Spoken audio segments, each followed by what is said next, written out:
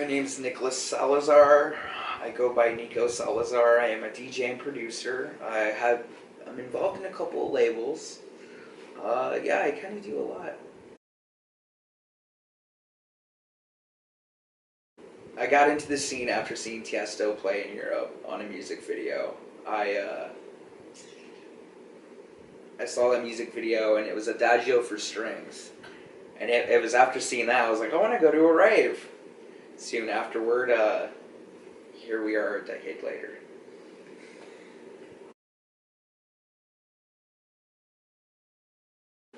Oh man, okay, so like I was thinking about this question earlier today. I was actually thinking, and I realized like when I was younger, it was different. It was people, and now that I'm older, it's sounds. It like certain styles of music that really get my gears going. So like when I was younger, it was like ATB, Paul Van Dyke, Tiesto, Loco Dice, DJ Pierre. God, who else? There's so many countless names that have contributed to where I'm at now, that have helped influence and helped shape. I can't really name one person or one style, but nowadays it's definitely the influences like acid house, trance, house, tech house, psytrance. Those are my influences that I could definitely honestly say from 100%, like that's me.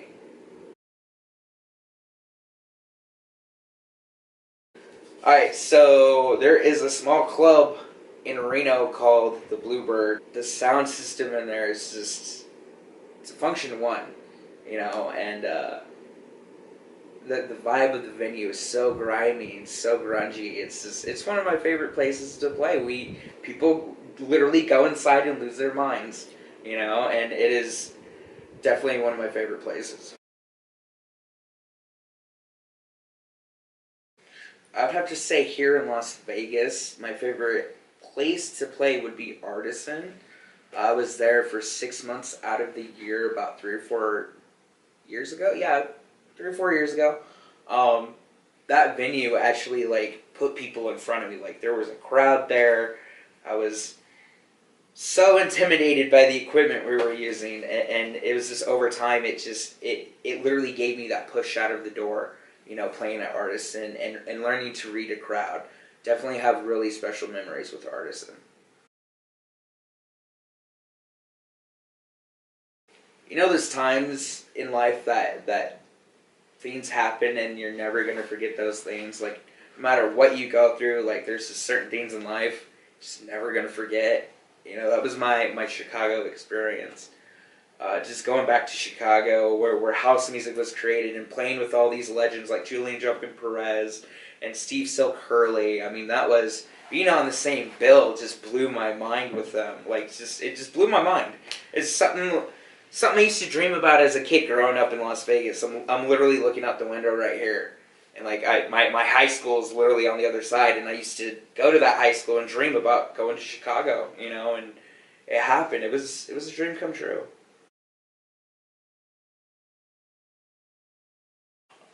Vegas is definitely its own animal, its own beast. Each city is its own separate entity, but Vegas definitely stands apart from the rest in certain aspects. I do love my hometown. I love it. But because of Las Vegas and how we are, I feel like we get the memo last on everything, including music. And I feel like sometimes Vegas is very behind when it comes to certain things. But still love you, Vegas. I do. Really do. Just being honest, don't shoot me.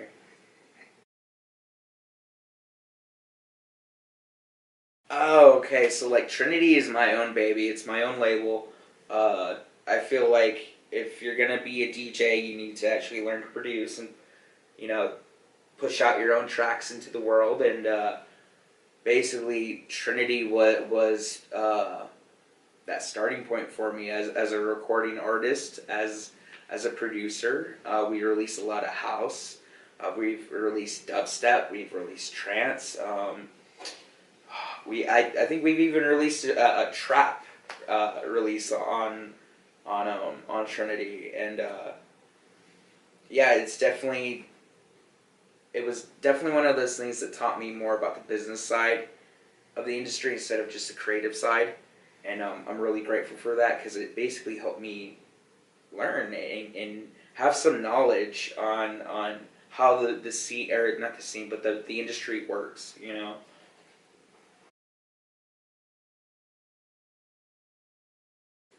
It's gonna sound really cliche. Europe, of course. I definitely want to go to Europe. London is a very special place when it comes to house and dance music. Of course, every DJ's dream is to go to Ibiza, to the Balearic Islands. Um, I definitely want to work towards that. It's something I would just like to experience in my life before I call it quits. You know, if I get there, that would be a very humbling experience for me as a person and as an artist and as a DJ.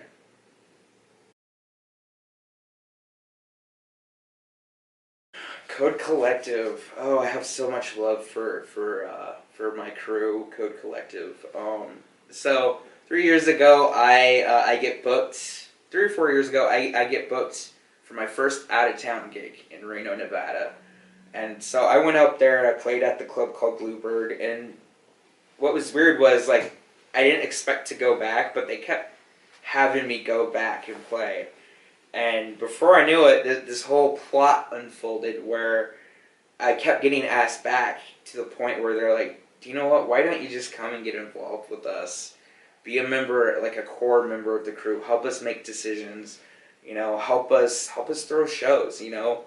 And there's some certain opportunities you just can't pass up on, and I said yes. So I was like, do you know what? Why not? So I go up to Reno every like third Friday of the month. Not every month, but I try to get out there as much as I can, and basically just throw a show. And a lot of the time, you know, I get to have an outlet where I could bring in artists and DJ and bring in a headliner, you know, and I feel like uh, I don't think of myself as a promoter, but I think if you love the music to a certain extent, you do have to promote it. I mean, we have to get it out there somewhere, and I think sooner or later, any artist that wants to get into this industry is going to have to maybe start throwing their own shows.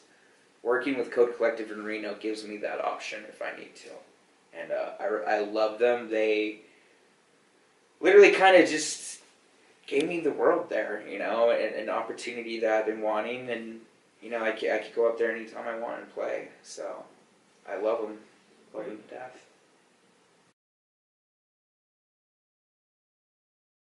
I thought nothing of it. To me, it was a release. I knew it was something good because that during that session, I was like, dude, I've never heard my computer make this sound before, you know? And so I uploaded it to SoundCloud, and 3 weeks later, through some friends and through people knowing people, I get signed to a record label in Georgia from one song. And that's basically how my relationship with Production Block began. What it was with that one track. And it's something I'm really grateful for.